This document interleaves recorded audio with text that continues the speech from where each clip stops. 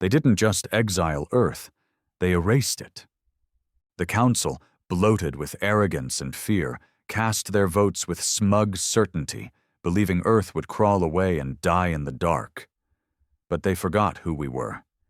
They forgot what humans do when we're cornered, when we've got nothing left but spite, steel, and time. My name isn't important, not anymore. I was a diplomat once. Now I wear scars instead of medals and command an armada born out of vengeance. But back then, I was just a man in a room full of aliens, watching our fate get sealed with a ceremonial stamp and a spineless smile. The chamber was silent after the verdict. No appeals, no second chances. Humanity was stripped of all interstellar rights, labeled a threat, and cast out. The crime? We advanced too fast. We developed warp tech without permission. We explored restricted systems. We asked questions they didn't want to answer. We were too curious, too unpredictable, too human. The Council wanted obedience, not evolution. So they made an example out of us. They shut down our stations, blockaded our system, and forced all non-Earthborn humans off-world to declare new loyalties. A lot of them did. I didn't. I remember the last thing I said to that room full of smug xeno-bastards. I didn't yell. I didn't beg. I just said, "You'll regret this. We built civilization from fire and ash. You think we need your blessing to become gods?" I meant it. The first years after exile were brutal. Earth lost most of its off-world supply chains. No tech, no medicine, no materials. Millions died. Governments collapsed. We fought over food, over shelter, over pride. But we didn't stay broken. We rebuilt underground, in orbital debris fields, in abandoned stations the Council thought were useless. We reverse-engineered everything they left behind. We stripped down old satellites, hijacked forgotten drones, and started building again. Not cities, but weapons. Not peace, but force. By the time I returned from Europa Station 5 years later, Earth was no longer begging for mercy. We had formed something new, the Iron Reclaim, a military alliance forged from rage and necessity. Not a single politician, just soldiers, engineers, and survivors. We didn't make speeches, we made fleets. Ships were named after the cities we lost. New York, Damascus, Lagos, São Paulo. Not for nostalgia, for remembrance, for fury. The flagship I was given command of, the Ashborn. Fitting. We weren't trying to start a war. We were preparing to finish one. The Council didn't care about us until our fleet broke through the Kuiper Belt with enough firepower to wipe out a moon. Suddenly, the galaxy remembered Earth, and they were terrified. We sent a message, one sentence, broadcast across all known systems. The exiled are armed, and we're coming home. Now I sit on the bridge of the Ashborn, watching as our ships, dozens of them, black as vengeance, move through the void like a storm made of metal. Every one of us has lost something. A brother, a city, a future. We came to reclaim it all. This wasn't diplomacy. This was justice. They say space is silent, but they've never heard the hum of vengeance. I stood on the command deck of the Ashborn, eyes locked on the holomap. A crimson field, blinking with dozens of human-made warships, lit up the room. The smell of oil and recycled air hung thick in the air, a far cry from the sterile scent of Council cruisers. That was the difference. They built for diplomacy. We built for blood. "Fleet is aligned and ready for burn," said Commander Strath, my second-in-command. His voice was cold steel. No emotion, just facts. That's why I kept him close.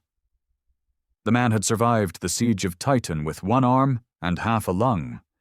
Council troops called him a ghost after that. We just called him the last man standing. "Confirm trajectory," I ordered, not looking up. "Target Syndic Relay Station, full blackout mode." The Syndic Relay wasn't a military outpost. That's why it made the perfect first strike. It was a communications hub on the edge of neutral territory, managed by the Sorin, one of the Council's lapdog species. Too soft to pose a real threat, but connected enough to send a message. "Message," Strath repeated, almost smiling. "We're past messages, Commander." "I don't want a war," I said. "I want them to think one already started." He didn't reply. He didn't need to.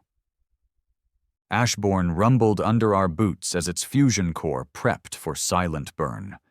No bright flashes, no radio traffic, just mass, heat, and velocity. A ghost fleet cloaked in sensor scramblers, slipping through black space like a knife under a diplomat's robe. That's how Earth learned to fight. Dirty, quiet, and without rules.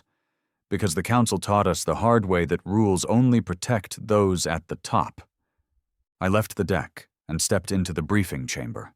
My officers were already gathered. 6 men. No politicians, no diplomats, just fighters who'd bled on ice moons and asteroid belts. The walls flickered with mission data as I began. "This is no recon op," I said. "No mercy, no prisoners. This relay goes down, and the Council feels it. They'll know Earth is back, and we're not begging anymore." Lieutenant Commander Brax leaned forward. "Big guy. Used to run mining ops on Mars before the Council bombed his settlement in a containment sweep.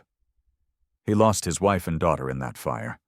Since then, he'd become the kind of soldier you don't send to negotiate. You send him to end things." "What about the civilians?" Brax asked, voice like gravel. I hesitated for a half-second, just enough to feel it. If they're smart, they'll run. If they fight, they chose a side. It wasn't the answer he wanted, but it was the truth. The galaxy had made Earth choose a side long ago. Survival or extinction. We chose survival. The cost wasn't the point anymore. Dismissed. They left without words. Men who already knew what needed to be done. Men who'd buried too many to be talked out of what was coming. Back in my quarters, I poured a glass of black rum from the old Earth reserves, one of the few luxuries I allowed myself. It burned like guilt down my throat. I sat by the console and opened a file labeled Elias Darrow, Archive. The name hit like a brick. Elias was once my friend, my ally in the Council, the only non-human who voted against Earth's exile, and yet now he sat as the prime arbiter of the same Council that abandoned us. He'd betrayed more than just Earth. He'd betrayed me. I played the last message he'd sent me, 4 years old now. "You don't understand what you're doing. If you strike first, you'll damn Earth forever. There are rules, structures. Diplomacy can work if you just trust." I killed the message. Trust was for fools. Diplomacy was for the dead. I deleted the file. We reached Syndic Relay 9 at 0400 standard. No alarms, no movement. Just a quiet, spinning tower of alien glass and silver steel against the void, lit from within by blue strips of energy, and manned by a handful of smug bastards who thought the humans were still licking their wounds back home. The Ashbourne launched its boarding claws, coiled black arms with breaching tips that gripped the relay's surface like fingers around a throat. Brax led the team inside. What followed wasn't a firefight. It was an execution. They tried to send out a distress call. We cut power. They tried to activate the defense drones. Brax's men tore through them before the activation finished. The Sorin inside panicked, screamed. One even begged. Brax shot him mid-sentence. "Keep it clean," I ordered through comms. "Take the core intact." "Copy that. Minimal resistance. These bastards never expected to bleed today." That was the real message. We didn't want territory. We didn't want sympathy. We wanted them to feel fear. By dawn cycle, Relay 9 was ashes and static. We left one thing behind. A beacon. It pulsed with old Earth code, binary sequences that translated to a single phrase. You abandoned us. We learned. Now we return. And the galaxy heard it. 3 days later, we got a ping from the edge of the rim line, the Vardos sector. A council fleet, small but armed. 2 destroyers, 1 command vessel, and an envoy. They weren't expecting a fight. They were expecting a message, a meeting. They sent a transmission. I watched it from the command bridge as the hologram sparked to life. And there he was. Elias Darrow, still smug, still pretending he understood Earth. His eyes scanned the room before locking onto me. I told them you'd respond with force. I just didn't think you'd fall this far. I stepped forward. Number, you just hoped we wouldn't survive long enough to return. He sighed, hands folded. Still the same diplomatic snake I once trusted. You've made your point, Commander. The Council is willing to reopen discussions, reinstatement, trade, recognition. Recognition? I laughed. You exiled us, starved us, watched us die. Now that we've built something stronger than you ever imagined, you want to talk? I want to stop more people from dying. Then stay out of our way. His voice turned colder. You don't want peace, you want war. I leaned in. Number, I want memory. I want the galaxy to remember what happens when you push humanity into the dirt. You thought we'd vanish. Instead, we evolved. The feed cut. Strath turned to me. Orders? I looked at the holo map. Their fleet hovered just outside our missile range. They crossed the border. That makes them trespassers. Strath gave the signal. Ashbourne fired first.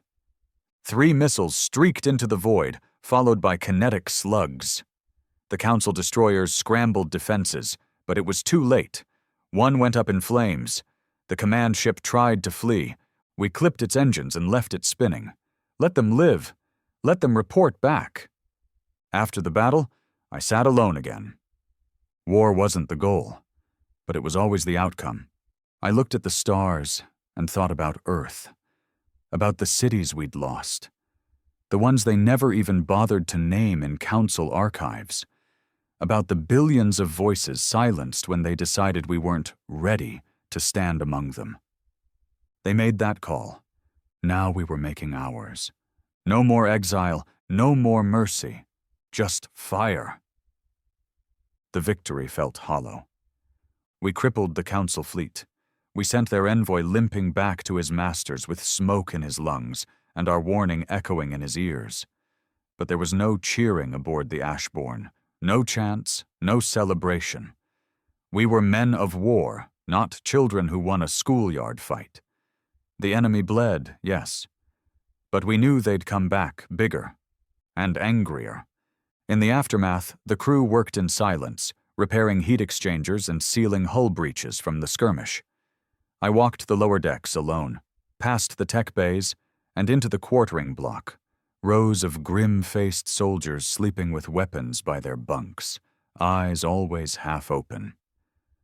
War forged men like steel, but it also wore down their edges. You could see it in the way they moved. Quieter, heavier, always expecting something worse around the corner.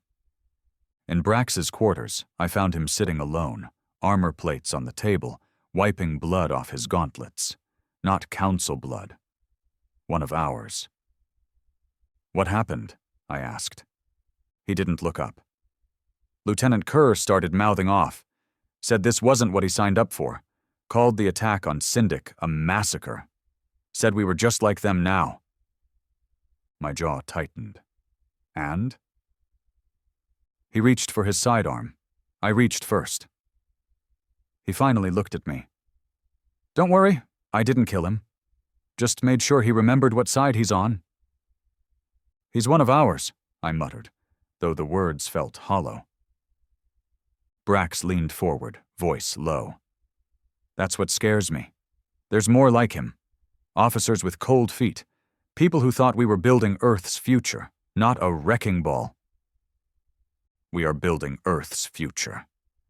No, Brax said. We're building its revenge. He was right. And that truth cut deeper than I wanted to admit. Back in the command room, Strath was waiting with a hard face and worse news. We intercepted a transmission, not from the Council, from inside the fleet. Someone sent an encrypted burst signal toward the Tri-Cluster sector, non-authorized code. My blood ran cold. We've got a traitor? Strath nodded. Working on decryption, but the packet was short, clean. This wasn't a mistake. Someone fed them information. It didn't surprise me, just angered me. Every movement we made had enemies clawing to pull us back down, some outside, some inside. Scramble the encryption arrays, lock down external comms, no messages leave without my sign-off. Strath stepped closer. Do you want me to run a purge? I stared at him. The thought had already crossed my mind. A fleet-wide interrogation. Systematic, brutal, thorough. It would scare the loyal and destroy morale. But if we didn't root this out now, it could rot everything from the inside. Number not yet. Let the rat think they're safe, I said. But keep watching. I want names. He nodded and left. I sat down, staring at the blinking stars on the navigation grid. Ashbourne was due to rendezvous with the Reclaim Armada in 6 hours. 3 other capital ships would meet us at Vega Dust, a backwater mining colony turned rebel haven. From there, we'd begin the first coordinated assault on Council space in human history. But now, it felt like the hammer we built might crack before it ever struck. 6 hours later, we reached Vega Dust. If Earth was born from fire, Vega was born from pain. The planet looked like a dried-out corpse, its skies bruised with industrial smog and lightning that never stopped crawling across the horizon. The mining towers stood like crooked teeth against the storm. We descended through turbulence to the hidden base, a hangar shielded by rock, where the Reclaim Armada waited like sleeping giants. The Crucible, Iron March, and Bloodwake, each one scarred, welded together with stolen tech and raw hatred. I walked through the war room as the captains gathered. Captain Harl of the Bloodwake was the first to speak, a short, scarred brute with no love for protocol. Heard you blew a hole through a council envoy and sent him crying back to his lizard bosses. Not subtle, Commander. I wasn't trying to be subtle, I said. Captain Soren of the Crucible, lean and cautious, folded his arms. Subtlety is what's kept us alive for 10 years. Now we've got every scanner in 3 sectors looking for us. That's the point, I shot back. The Council only respects force. If we want a seat at the table again, we flip the table first. The room grew tense. Then Harl barked a laugh.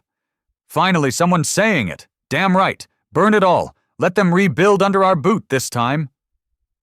But Soren wasn't convinced. And what about the other colonies? The fringe worlds? The ones who want peace and trade, not blood and rubble? They had peace, I said, and the Council used it to strangle us. Soren frowned. We were supposed to build Earth's redemption, not become warlords. I stared at him, every word measured. Earth doesn't need redemption. Earth needs revenge. That shut him up. But not everyone agreed. I could see it in their eyes. The cracks were forming. Ideals were colliding. Some of these men still believed in the Council's game, still thought we could claw back favor through restraint. They were wrong. That night, I received an anonymous message on my private console. No traceable source. Just one line of text. There is another way. Don't become what they called us. I read it 10 times, then I deleted it. The next day, we moved the Armada toward the Heferix system, our first real strike point inside Council territory. Not a civilian target this time. A weapons facility, one of the places they manufactured the nerve agents used on Europa and Phobos. This was justice. But as the fleet prepared for hypershift, Strath entered the bridge with grim news. "We have a name." My heart froze. "The traitor?" He handed me a data pad. One name flashed on the screen, Lieutenant Commander Terrace Miles. My chest tightened. Terrace had served under me for 8 years, one of the original survivors from the first Mars blockades. Loyal, quiet, efficient. Or so I thought. He's been sending small data packets, fleet positions, strike plans, even your movement logs. Whoever's feeding him is deep in Council intelligence. I didn't ask what Strath wanted me to do. I already knew. We dragged Terrace into the interrogation hold. I didn't bring soldiers. I didn't need witnesses. He sat cuffed, bruised, but unbroken. When I entered, he didn't beg or make excuses, just stared at me. "Why?" I asked. He smiled bitterly. "Because this isn't Earth anymore. It's just a graveyard in orbit. You gave them our plans. You risked everything. I tried to stop you from burning down the galaxy in Earth's name, but you're not here to save it. You're here to punish the universe." He wasn't entirely wrong. And that made me hate him more. I raised my weapon. He didn't flinch, just stared. "You'll die a traitor," I said. He nodded. "And you'll live as a monster." I pulled the trigger. No trial, no last words. Just silence. Back on the Ashbourne, I stood before the fleet. Every screen lit up with my face as I spoke. We have been infiltrated, betrayed by one of our own. That betrayal has been purged. There was no applause, just grim faces. Men and women who knew the price of war was getting higher. "We move on, Heferix. No delay, no doubt. This time we don't just hit them, we cripple them." I ended the broadcast and stared at the stars. How far was too far? How much of the man I used to be still lived beneath the armor and commands? But the voice that always echoed in my mind had no time for philosophy. It said one thing: they exiled us to die. We answer with fire. We jumped into Heferix space without warning. No communications, no signatures, just mass and fire. The Ashbourne, flanked by the Crucible and Iron March, dropped from hypershift like thunder across a clear sky, emerging just outside the Council defense perimeter. The system's twin suns cast long orange shadows across the Council's weapons facility. Station 14 Delta, an ugly stretch of steel orbiting a red dwarf moon. It looked harmless from the outside. No guns, no beacons, no defenses active. But we knew better. The weapons station had a quiet reputation, one never acknowledged in public records. It was where the Council developed their chemical weapons, engineered population control agents, and tested neuro-warfare tech that could shut down a soldier's nervous system in 5 seconds flat. The kind of tools they never admitted to, but used when they needed colonies to vanish without a fuss. Europa, Phobos, Skellen's Drift. I remember the screams from Europa's last transmission like they were tattooed into my skull. Today, they'd be answered. Our first volley wasn't kinetic. It was electromagnetic. EMP bursts stripped the station's shields before they could fully engage. Drones scrambled inside, their systems glitching. Turrets flared and died. In seconds, we breached their outer defenses without firing a single bullet. "Breach pods ready," Strath said behind me. I strapped in, fingers tightening around my rail rifle. No survivors, no negotiations. We go in hard and clean out the rot. Strath nodded. "This one's personal." The pods launched, slamming into the station's hull like thunder cracks. We moved in teams. Myself, Brax, 2 shock troopers. Zero gravity, no comms chatter, the silence of vengeance. Inside, we found nothing but horror. The first hallway was empty. The second held corpses, Sorin scientists in white robes, some still strapped to their consoles, eyes frozen in death. Not a shot fired, just massive decompression damage and scattered debris. Then we reached the test labs. That's where the stench hit. Rows of cells, glass tubes, stasis chambers. Inside them, humans. Some were alive, some weren't. All were broken. They were test subjects, lab rats, Earthborn prisoners abducted during exile, used for decades to test toxins, neural disruptors, and genetic rewiring tech. Their bodies were thin, wired with tubes and scars, eyes clouded. Some had limbs replaced with council biotech. Others were too far gone to recognize. I stopped breathing. One of them, an old man, barely clinging to life, looked at me as we passed. He whispered something. I leaned in. They kept us to learn how to kill you better.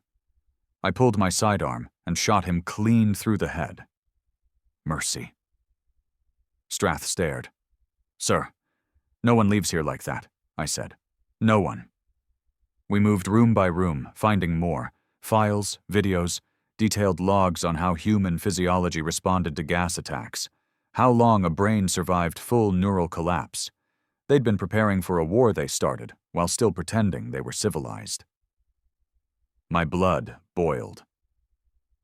We reached the command center. 6 council officers barricaded inside. Mostly Vurni, those cold-blooded bastards with translucent skin and soulless black eyes. One of them held a staff, the mark of a researcher class. She tried to speak. We were under Directive 7, authorized containment research. This was protocol.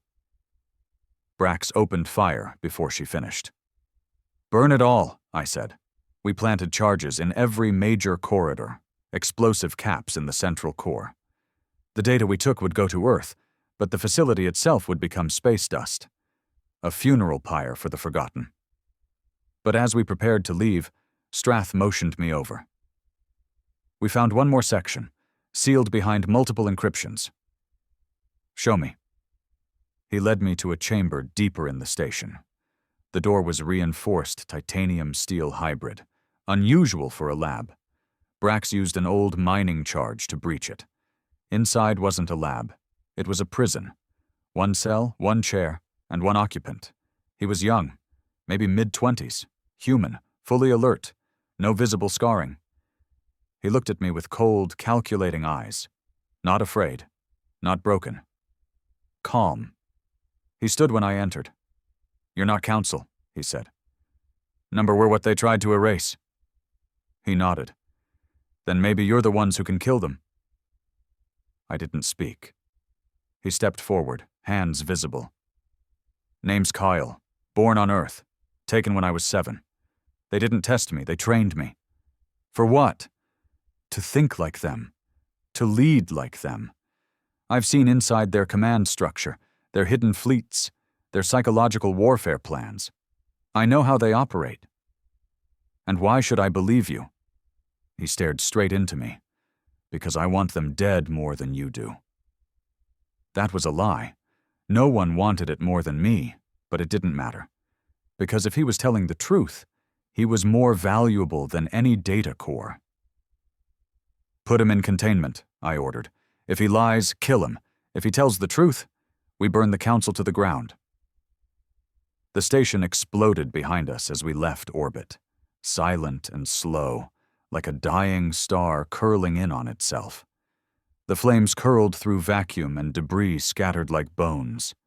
Another piece of their empire gone. Another sin avenged. Back aboard the Ashbourne, I stared at the stars again. I thought about that boy. Kale. What kind of war do you have to survive to speak like that at 20 years old? Strath approached quietly. Heferix's strike was a success. 0 losses. 2 injured. All files secured. Civilian traffic recorded the explosion and is broadcasting system-wide. I nodded. They'll come hard next time. Strath nodded. Let them. We're ready. But I wasn't sure we were, because every victory cut deeper. Every blow we landed felt less like justice and more like obsession, and I was starting to feel the weight in my bones. But the war didn't care about my bones. It only cared about fire, and we were good at fire. The flames of Heferix still echoed in my mind, but the real fire was brewing inside the fleet. Victory used to mean unity. Back when every man on board believed we were the last hope of Earth. Back when the blood we spilled felt necessary. But after Heferix, something shifted. The silence in the halls of Ashbourne was thicker now. No talk, no drinking, no music, just soldiers going through the motions with tired eyes and tighter grips on their sidearms. We'd won, but something had broken, and I wasn't sure we could fix it. I stepped into the observation chamber, where Cale sat alone behind a thick wall of reinforced glass. He'd been there for 2 days. No restraints, no interrogation yet. Just food, silence, and surveillance. Some of the officers wanted him executed on sight. Others called him a goldmine of intel. Me? I wasn't sure what the hell he was. The council didn't keep someone alive that long without purpose. They didn't train humans unless they had plans far worse than death. He stood as I entered, hands behind his back, posture military sharp. Enjoying your stay? I asked. He smirked. I've had worse cages. Let's talk. About what? My childhood under psychotropic reconditioning? The way they used humans as chess pieces in their war simulations? Or the time they tried to overwrite my empathy response with synthetic logic implants? I want names, systems, targets. I want to know what's coming.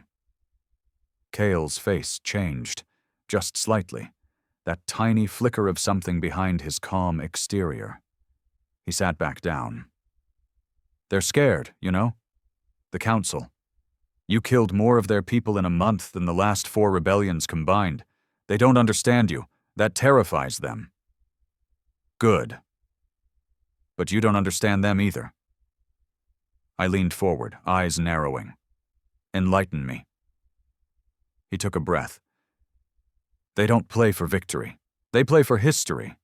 If they can't erase you with strength, they'll erase you with time.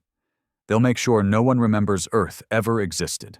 No name, no flag, just a blacked-out system on an old archive. And we'll stop them. Coyle tilted his head.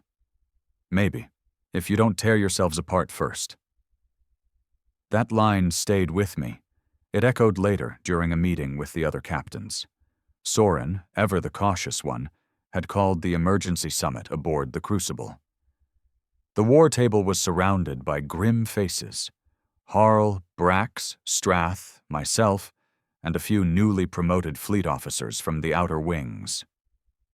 We're seeing unrest, Soren began. Not just nerves, fracture. Some of the reclaim battalions are refusing orders. Others want to pull out and set up colonies instead of continuing assaults. We knew some would fold, Harl said. Let the cowards go. The rest of us keep swinging. It's not that simple, Soren snapped. There's dissent growing among our own command corps. Word is spreading about the Heferix prisoners. People think we crossed a line. I spoke up. We crossed the line the day they bombed New Kyoto into a crater. No one we've killed so far was innocent. Maybe, Soren said, but maybe that's not the point anymore. What is? He looked straight at me. What are we becoming? For a moment, no one said a word. Then Brax slammed his fist on the table. We're becoming what we have to. The council made us monsters. We're just finishing the transformation. That wasn't just anger in his voice. That was belief. Dangerous belief. After the meeting, I walked the hangar floor alone. Soldiers sharpened blades they'd never use, cleaned guns already loaded. Men born on Earth, raised in chaos, who had nothing but this war. and I began to wonder, what happens when the war ends? If it ends. Strath met me near the engine bay. His face was unreadable. "We have a problem," he said. "Another traitor?"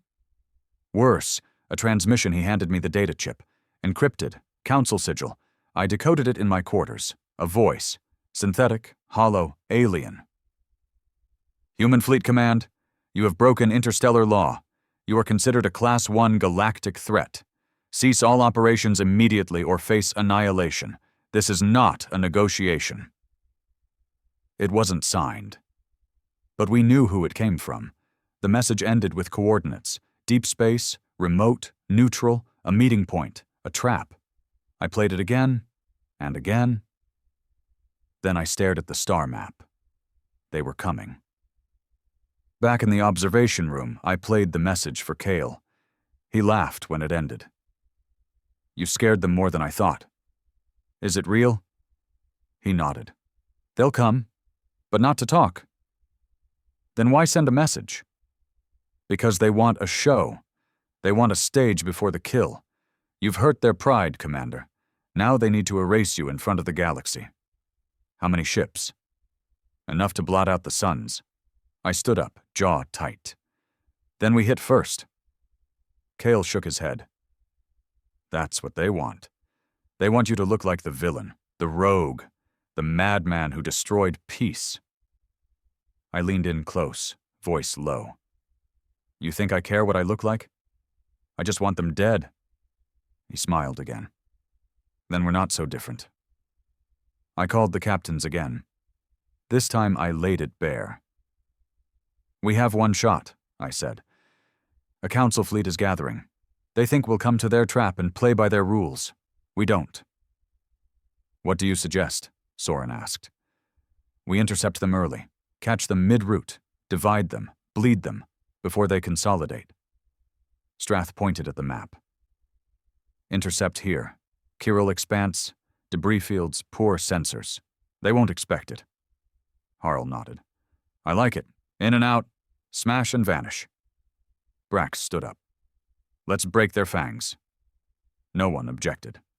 For now. As the fleet mobilized, I returned to Kale one last time. "Why didn't they break you?" I asked. He looked down. "They tried, but I hated them too much. I never forgot where I came from." "Earth?" He shook his head. "I don't even remember Earth. I was taken too young, but I remembered the faces of the ones they tortured beside me. I remembered the silence of those who died screaming. Hate keeps you whole when nothing else does." I didn't respond. I just stared. He finally looked at me. "Just don't lose yourself before you win." Too late, I thought. But I didn't say it. The fleet jumped into the Kurill Expanse in tight formation. The void was filled with dead satellites, scrap metal, and ancient wreckage from a forgotten war the Council never bothered to clean up. It was the perfect ambush site. Our scanners lit up within minutes. A Council carrier, 3 escort destroyers, 2 scouts. We hit them hard. Missiles, EMPs, boarding skiffs. The first destroyer didn't even get its shields up. It split down the middle, spilling fire and bodies into vacuum. The scouts scattered. The carrier tried to retreat. We disabled it, then boarded it. Inside, we found what we feared. Another lab, humans. This time, children. They weren't testing them. They were training them to kill us. When I returned to the Ashbourne, I didn't speak. I just sat in my chair, stared at the stars, and let the silence eat me alive. Because the war wasn't just outside anymore. It was inside us, and I wasn't sure there was anything human left to save. We buried our dead in silence.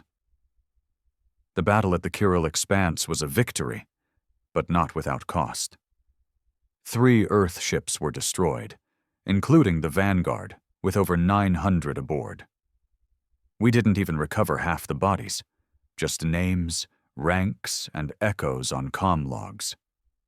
I stood in the cargo bay of the Ashbourne with the others, watching the coffin pods line up. No flags, no anthems, just men and women zipped into cold black tubes and fired into space. Strath stood beside me. He didn't say a word. He didn't need to. We were running out of people faster than we were running out of enemies.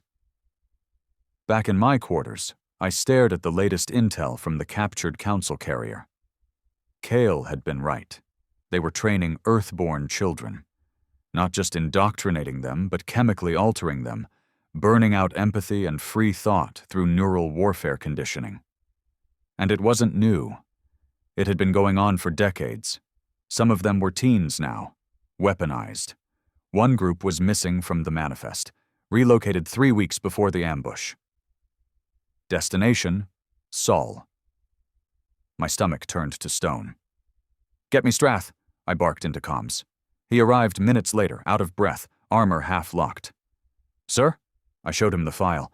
He read it, blinked, then again. "They're going after Earth?" "Not just going. They're already there." We'd spent so long fighting on the outskirts, in the shadows. It never occurred to us the Council would strike at home while we were bleeding them dry across the stars. This wasn't just war anymore. This was execution. Within the hour, the fleet was in motion, what remained of it.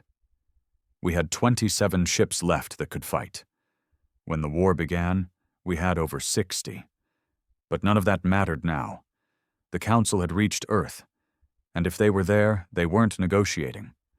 The jump into the Sol system wasn't coordinated. It couldn't be. We scattered, fragmented, charging through different warp lanes to avoid Council nets. Some of us wouldn't make it. We knew that. But we had to arrive. Somehow. The Ashborn breached the system edge 12 hours later. And Earth was burning. From orbit, we saw the wreckage. Shattered satellites, flaming colonies, civilian transports ripped in half, orbital platforms turned to debris fields. The old Terranet grid was offline, completely dark. That hadn't happened since the first Exile decades ago. "Patch me through to Earth Command," I snapped. Nothing. Static. Then a single burst came through. One message. "They're inside the atmosphere. They're not here to fight. They're here to finish it." Then silence again. We made descent under fire. Council defense units blanketed the stratosphere, drones and interceptors with beam rails and anti-personnel shredders. Our dropship shook like a dying animal, alarms blaring in every direction. I strapped in, eyes fixed forward. Brax sat across from me. He looked calm. Too calm. "They knew," he muttered. "What?" He looked up. They always knew how this would end. We landed near what was left of New Nairobi, one of Earth's last surviving mega-settlements. Now a crater. Bodies were everywhere. Not soldiers, families, civilians, children. Council strike teams had left nothing alive. We moved on foot, cutting through smoke and ash. The city was crawling with the enemy. Not just aliens, but humans. Those kids we'd seen in the files, now soldiers in black body armor with no insignia, no voice, and no mercy. They opened fire. We answered. The streets turned red. I lost 3 men breaching the Council command tower. We found the uplink room intact, and someone waiting inside. Kale, unshackled, unescorted. He stood in the middle of the room like he'd been expecting me. "Hello, Commander." I raised my weapon. "Don't," he said. "Give me one reason." "I didn't lie to you," he said. "Everything I told you about the Council was true. Everything they're doing is real." "Then why the hell are you here?" He stepped closer. No fear. "Because I had to make sure you followed them here." My hand tightened around the trigger. "What the hell are you talking about?" "They wanted you to come back," he said slowly. "They knew you'd strike the outer systems. They wanted you to chase blood, to burn their labs, to look like monsters. And when you were stretched thin, they hit Earth, not just to kill it, to bait us," I muttered. He nodded. "To end you." I stared, heart beating like a drum. "So what are you?" He smiled. the last test. Then he vanished. Alarms blared. Strath's voice cut in over comms. "Commander, incoming fleet, Council class, 60-plus ships. They just dropped out of hyperspace. No hails, no warning." The final strike. Back aboard the Ashborn, chaos reigned. The remaining Earth fleet scrambled to orbit, forming a fragmented wall over the planet. We had the high ground, but not the numbers. Not the strength. This wasn't a battle. This was extinction. "Form up," I barked. "Titan formation. No ship fights alone." We launched everything. Missiles, plasma rails, drones. They launched more. Their ships were sleek, seamless, powered by cores we couldn't replicate even if we wanted to. Ours were ugly, armored beasts, fragments of stolen tech welded to rage. And for a while, we held. Until they brought out it. A new ship. Massive. Not just a battleship, a world eater. No designation. Just black metal and a crimson core that pulsed like a living thing. It hovered over the Pacific, dwarfing everything. And then it spoke.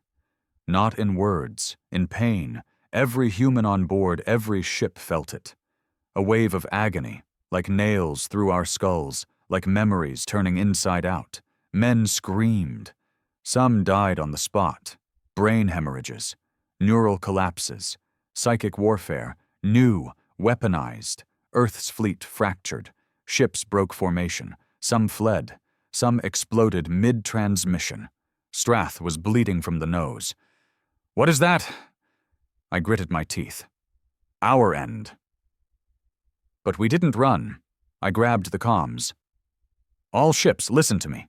This is the moment they designed for. This is the scene they've staged. They want to make us vanish, to break us so hard we're never spoken of again. But we are Earth. We were born in fire. We rose in exile, and we are not leaving without making them bleed." The pain didn't stop. But we moved. The Ashborn dove straight into the Council fleet, flanked by Crucible and the last surviving dreadnought, Shatterwake. We targeted the psychic core. Every shot we had. Brax led a boarding unit into the World Eater. I never saw him again. But I saw the explosion. When the core ruptured, it didn't go quietly. It screamed, and it took 20 Council ships with it. We lost Shatterwake in the shockwave. We lost Crucible when a Council destroyer rammed it at full speed. And then Earth went dark. We crash-landed somewhere outside what used to be Madrid. Sky was black. Stars gone, no communications, no ships. Just me, Strath, and maybe 20 survivors. We don't know if Earth won. We don't know if anyone's left out there. But we're alive, and that means the fire's not out. Not yet. The sky hadn't cleared in 3 days. Ash rained down like snow, soft and weightless, until you touched it and found it wasn't soft at all. Just dust from buildings, bodies, and the last traces of civilization. Earth had been hit hard, not just by weapons but by silence. Comms were gone, satellites fried, the Terranet grid had been completely erased. And the cities? Dead. Gutted. Burned. The Council hadn't just bombed Earth, they'd cracked it open. They left just enough of us alive to witness it, to break us from the inside. But I wasn't broken. Not yet. We'd set up camp in the ruins of an old supply depot 5 clicks east of New Madrid's crater line. Me, Strath, and what was left of the Ashborn's infantry wing. 20 men, 2 broken drones, and 1 busted railgun that we'd salvaged from a fallen dreadnought. Food was low. Water was worse. Morale? Non-existent. Most of the men hadn't spoken more than a few words in days. They just worked, rewired generators, laid traps, tuned their rifles. They knew what was coming. The Council didn't believe in unfinished business. They'd be back, to clean up what was left, to erase us completely. I sat outside that night, watching the fires still glowing over the horizon, old cities burning like candles in the dark. Strath approached, limping slightly. His arm was in a sling, his left eye patched with torn cloth. "They found a council scout drone near the old mag train tunnels," he said. "Wired with surveillance gear. It's watching, not attacking." "They're mapping survivors," I said. He nodded. "We're the resistance now, Commander. The rebellion. The thing we used to chase." I stared at the black sky. We're the reminder. We began striking back the next morning. Small, fast hits. We moved through the ruins in units of 3, hit their scouts, stole their ammo, planted scramblers on their drones. Our goal wasn't victory. It was memory. We wanted them to feel Earth's breath on their necks, even in silence. We'd strike, vanish, and strike again, every man with a rifle, every boy with a knife. We stopped calling ourselves soldiers. We were wolves now. One night I found an old transmission beacon half buried in rubble. It wasn't much, but it worked long enough to catch a signal. A weak one. Short range, encrypted, Earthborn code. "This is Bastion 7, Southern Hemisphere. Council patrols increasing. Civilian groups scattered. Request contact with any surviving fleet command. Repeat, Bastion 7 still standing." I played it twice. Then I stood up. Strath looked at me. "Bastion 7? Pre-exile military bunker, buried under the Andes, off-grid since the purge." "You think they're still alive?" "They're not dead yet," I said, "and that's all I need." The journey took 3 days through the wreckage of old highways and shattered cities. We moved on foot, no vehicles. Anything that made noise would draw drones. Along the way, we picked up more survivors. An old mechanic from Siberia who still knew how to rig council power cores. A teenage girl who'd killed 3 patrol drones with nothing but a heat lance. A former Reclaim soldier named Kell. Quiet, scarred, missing 2 fingers. But the way he carried his rifle told me everything I needed. We didn't talk much. Talking was a luxury.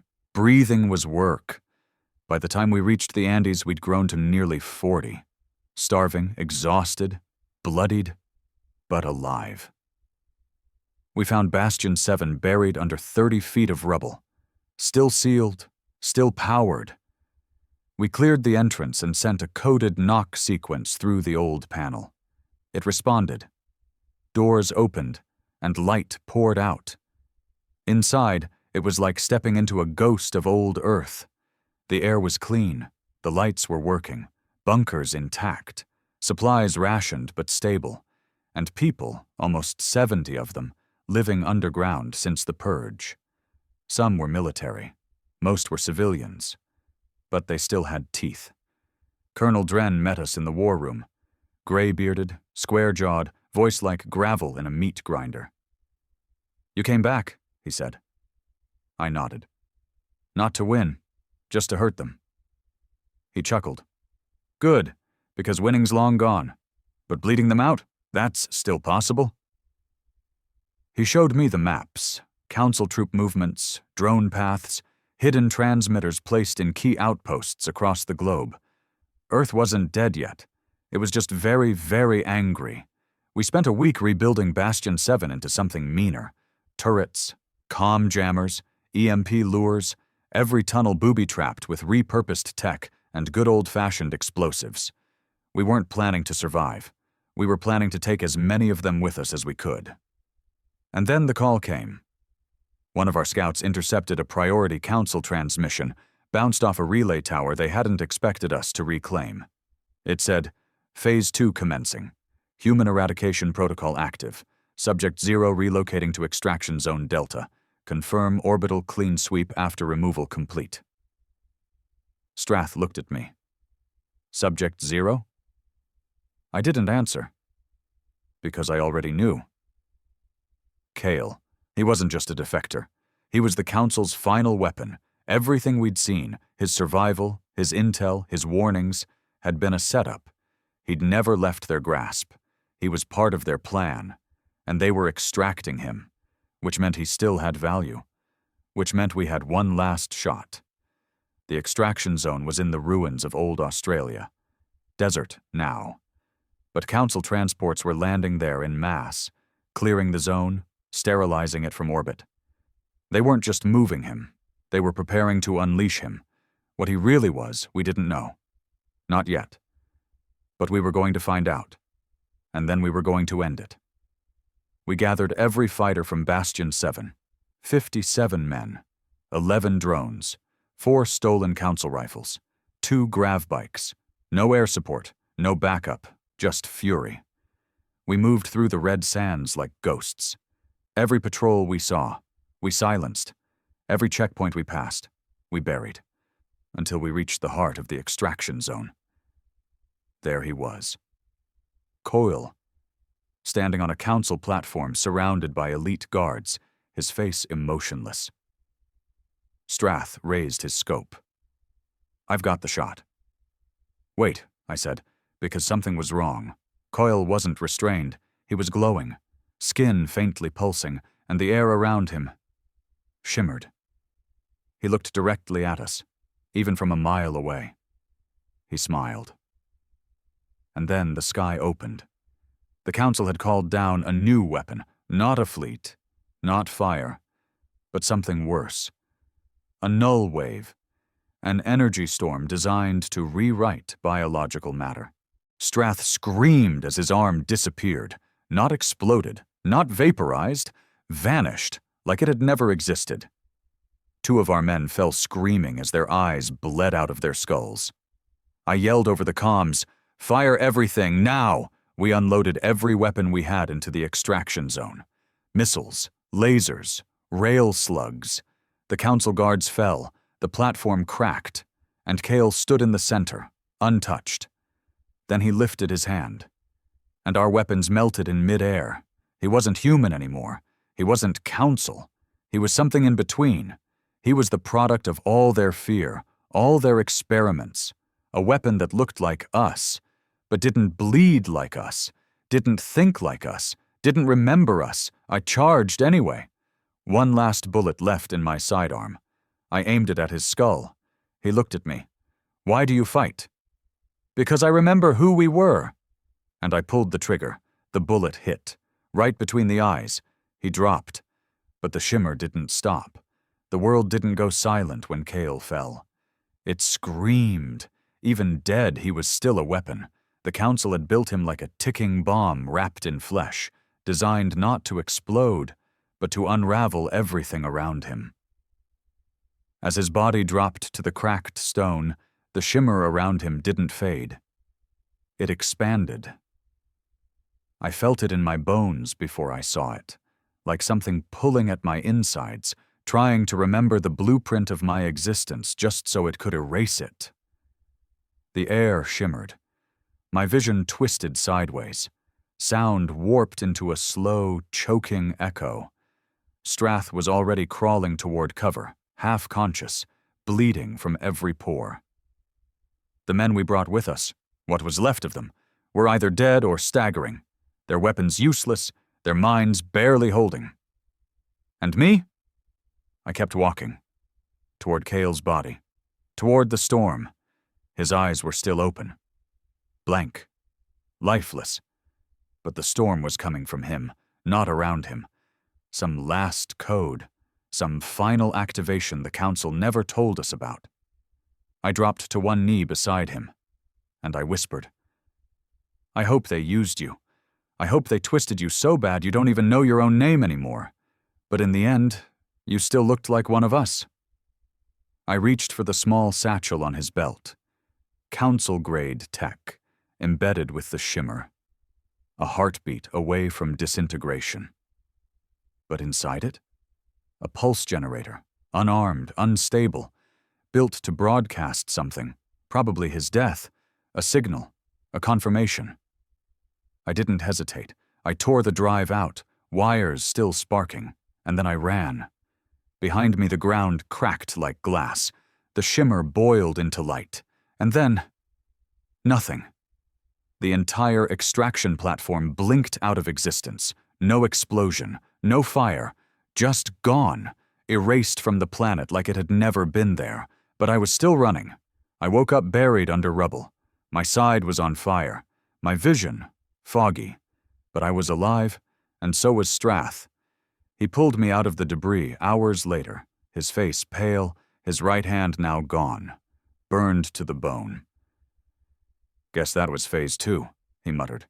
"No," I croaked. "That was the end of it." We stood at the edge of a dead crater, wind sweeping ash around us. There was nothing left of Cale. No body, no signal, no platform. Whatever he was supposed to be, whatever message the Council wanted his death to send. We killed it. It took us a week to crawl back to Bastion 7. Less than 20 of us made it. We were ghosts now, bloody, limping, infected with radiation, some blind, others half-mad. But we walked into the gates like we'd just won the war. Because in a way, we had. Colonel Dren was waiting. He looked older, or maybe just tired. "You killed him," he said. "We felt the pulse from here." "Did it stop anything?" I asked. He shrugged. "We haven't seen a Council drone in 3 days, and satellites picked up something strange. Their ships? They're pulling back, system-wide." Strath stepped forward. "Retreat?" "Or repositioning," Dren said. "But I think they expected something else. Maybe Cale was their endgame. Maybe they lost more than we realize." I sat down, finally feeling the weight in my chest, the pain, the loss, the truth. We hadn't won. We hadn't lost either. We'd just changed the war. The weeks that followed were a blur of rebuilding. We scavenged tech from wrecks, rearmed with what we could. Word spread through the old tunnels, bunkers lighting up, old resistance cells coming out of hiding. Earth wasn't whole, but it was awake. And the Council? They had to live with that. They had to live knowing they didn't erase us, that they didn't finish the job, that the humans they exiled, bombed, and experimented on were still breathing, still fighting, that their perfect monster, Coil, had fallen, and not as a symbol of their power, but of their failure. One night, as I walked the perimeter, Strath caught up to me. "Got a report," he said. "One of our hacked satellites picked up a transmission, Council frequency, weak but looping. What's it say?" He handed me a recorder. I played it. A woman's voice, calm, alien, tired. "Subject failed. Earth not compliant. Human resistance exceeds projections. Recommendation: cease conversion. Initiate long-term isolation protocol. Redesignation: quarantined species. Status: dangerous." I laughed. For the first time in years, I laughed. "Dangerous," I said. Strath smiled, bloody teeth showing. They finally got the message. That night, I sat at the edge of the bunker, stars overhead, silence all around. I thought about Earth, about exile, about the war. We didn't get justice, not really. The men we lost, Brax, Kell, the thousands aboard Ashbourne, Crucible, Shatterwake, they wouldn't be coming back. We didn't raise a flag over the Council's heart. We didn't reclaim the stars. But we didn't need to, because we did something worse. We made the galaxy afraid of us. We made them remember that humans don't beg. We bite. We burn our dead. And then we come for the ones who lit the fire. They'll watch us now. From a distance. They'll label us unstable, irrational, violent. Let them. Because for the first time in centuries, Earth belongs to Earth again. The Council may have space, they may have fleets, they may have entire systems under their control, but they will never again set foot here without fear in their throats and fire behind their eyes. And every time they hear the word Earth, they will remember the day we stood up, the day we burned their god, the day the exiles came home.